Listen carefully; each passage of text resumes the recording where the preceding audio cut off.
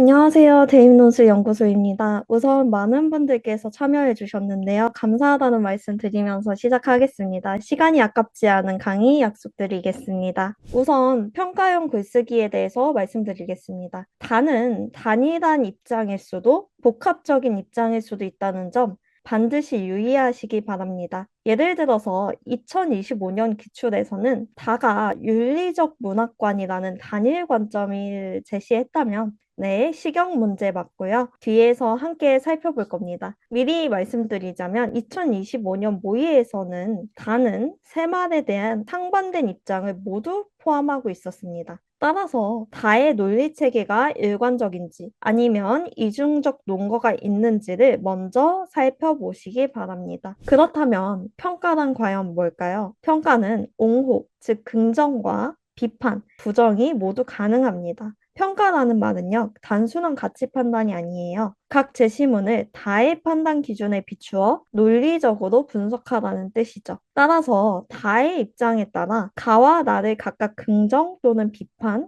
혹은 양가적 평가 모두를 하는 구조를 명확히 세워야 합니다. 이때 답안 구조는 일반적으로 다음과 같습니다.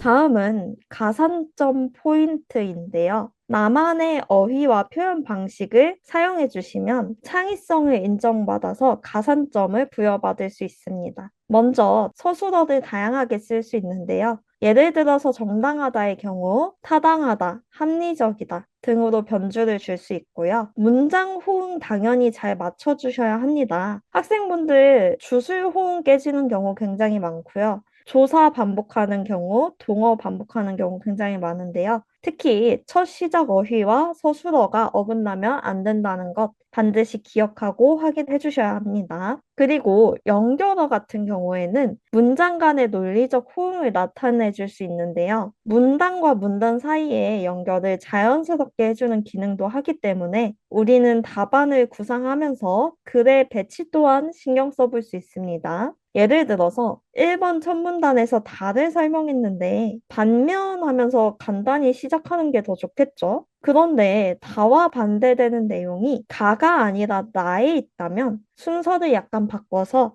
다, 나, 가의 구성을 취할 수 있습니다. 다음으로 통일성인데요. 관점과 어조를 일관적으로 유지하는 것은 너무 당연합니다. 앞서 서술한 내용과 서로 충돌하지 않도록 특정 관점을 쭉 끌고 가셔야 합니다. 경위 파이널 패스 잠깐 소개드리고 다음 내용 이어가도록 하겠습니다. 오늘 특강 라이브 녹화본과 사설 모의고사 예시 답안, 경희대 시험일까지 무제한 1대1 첨삭권, 필요에 따라 앞서 말씀드린 약점 보완 학습지를 제공해 드리고요. 아직 세상에 나오지 않은 선배들의 합격 수기 두 편이 포함되어 있습니다. 오늘 녹화본은 패스 구매자 분들께만 제공드릴 예정이고요. 경희대 시간관리법인데요. 제가 직접 문제를 최근에 풀어봤어요. 최대한 학생처럼 제시문에 표시를 하면서 천천히 읽어봤습니다. 다 제시문 요약 및 주요 주장 도출에 저는 총 6분이 걸렸습니다. 가와 나까지 합쳐서는 총 10분 44초가 걸렸는데요. 논제 1에 대한 글쓰기를 하는 데에는 총 17분이 걸렸습니다. 따라서 다음의 시간 분배를 추천합니다.